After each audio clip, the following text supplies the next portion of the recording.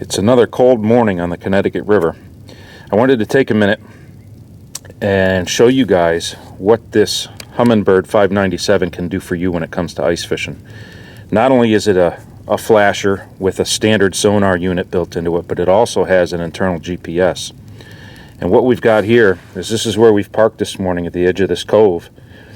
And using the GPS, I'm going to be able to get exactly onto this one waypoint out in the middle. It's a brush pile out in about 17 feet of water. And with the GPS, we're going to be able to walk straight out to it and drill one hole right on top of it, set up, and catch fish. Well, I've zoomed in, and it looks like we're right on top of where the brush pile is here, out in the middle of the cove. So I'm going to pop a couple of holes, drop the transducer in, verify that the brush pile is where it should be.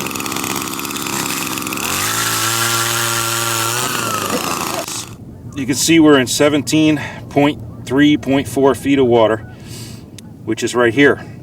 This is the 18-foot mark. 17 here is the broad red band, and everything up above that in the water column are branches on this brush pile.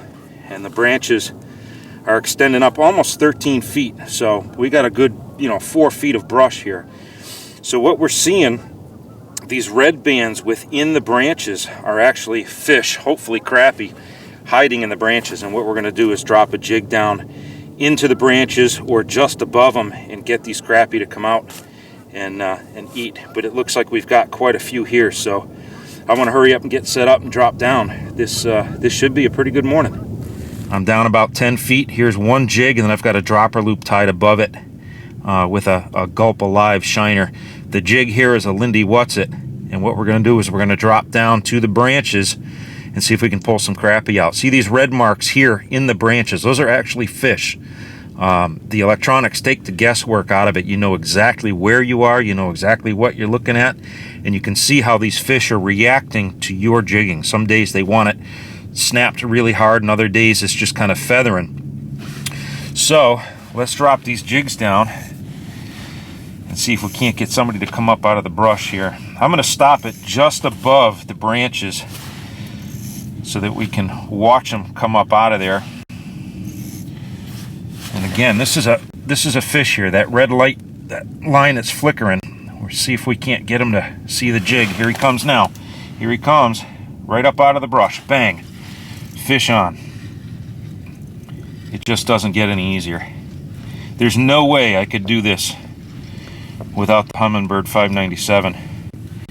Gets me on my waypoints, and I know exactly what's going on down there.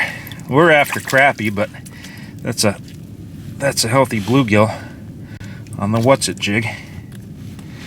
But you saw him come right out of the branches. Pretty cool. Drop down and do it again.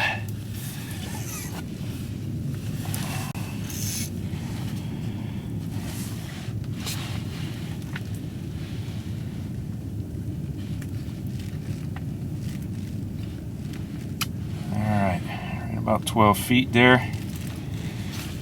Here he comes. Bang! I missed him. But there he goes. That's a fish heading back down into the brush. We'll drop the jig back down there again. Here comes another one. He's a little more cautious. This could be a crappie. Tiny little jigs there. He's on the dropper now. Missed him.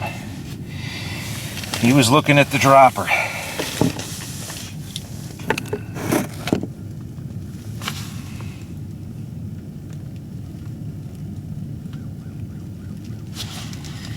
There we go.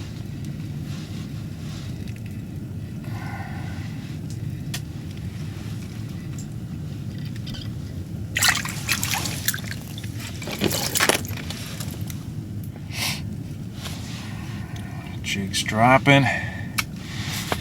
And I've got my sensitivity turned down pretty low, so at times it's hard to see the jig. If I got it, look at him following that thing. See how high we can get him to come up. No, he dropped back. With the branches on the brush pile the way they are here, I turn the sensitivity down, because if I've got it too high, I just get a jumbled mess on the screen I want to be able to just barely see my jig so that I can also see the fish moving within the brush pile. Here comes one now to take a look. He's a little one. I'm going to drop down a little bit further, see if I can get past him. We need some bigger fish now. Missed him. Got a bunch of fish here though, you can see. Get that jig back down. Oh, there he is. He hit it on the way down. Another small crappie.